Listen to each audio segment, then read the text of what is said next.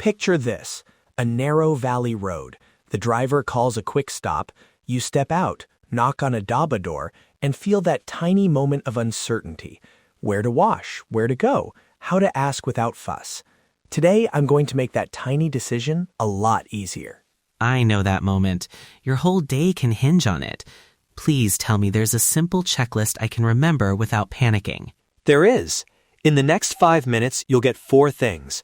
A quick visual toilet check, a 60-second washing routine that saves water and dignity, 3 short, polite scripts, English and Urdu transliterations, and a tiny pocket kit you can tuck into your pause bag.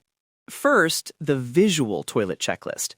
Look for drainage, water or a drain grate that actually moves the water away. If water pools, that's a red flag.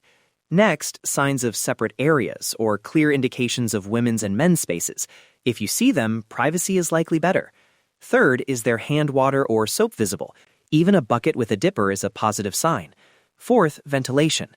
Open windows or airflow reduce smells and germs. Quick red flags, standing water that doesn't drain, strong chemical smell that suggests recent cleaning but poor maintenance, or a locked door with no staff nearby.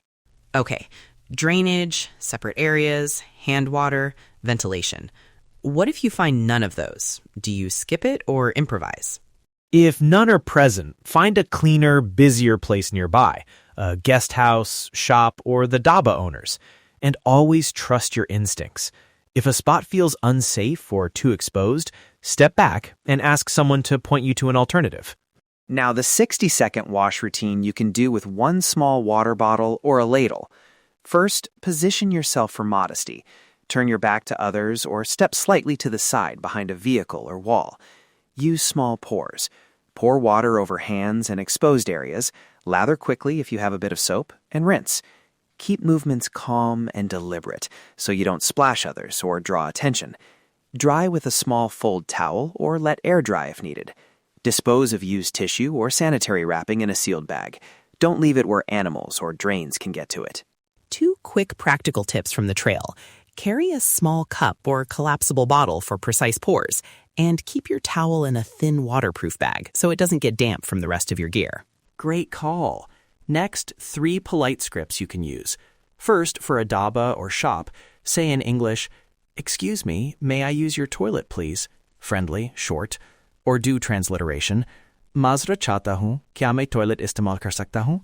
Say it with a light, polite tone.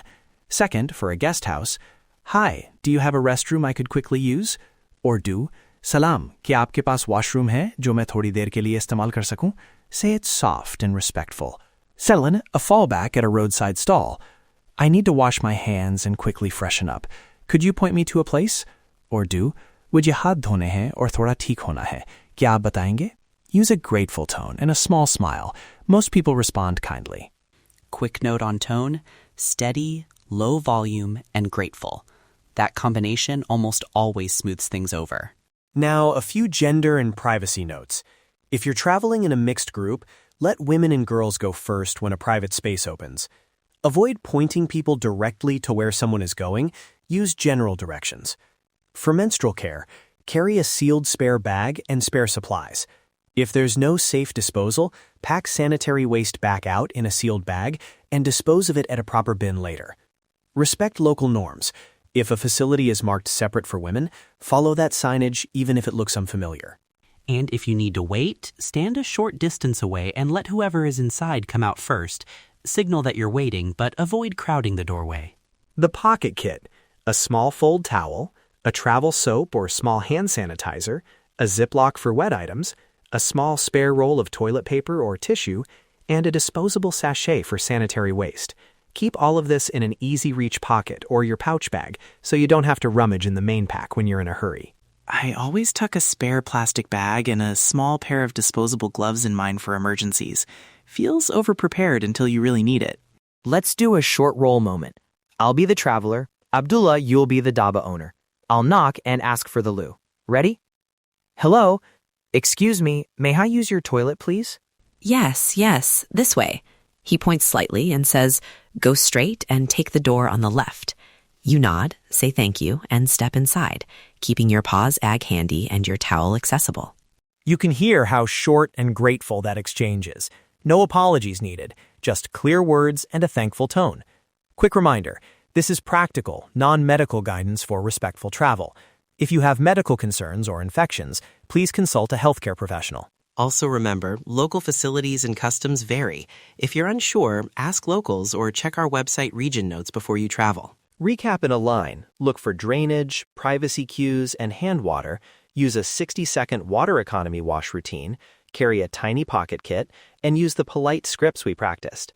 If you want a printable clean stop card with icons and audio phrases so you can hear the Urdu lines and save the checklist, visit Travel Dairy and download it from the episode page. Safe travels, and those little pauses, they don't have to be stressful. A tiny routine goes a long way. Thanks for joining us on Travel Diary. We'll be back with more quick, useful tips from the Northern Valleys. Take care out there.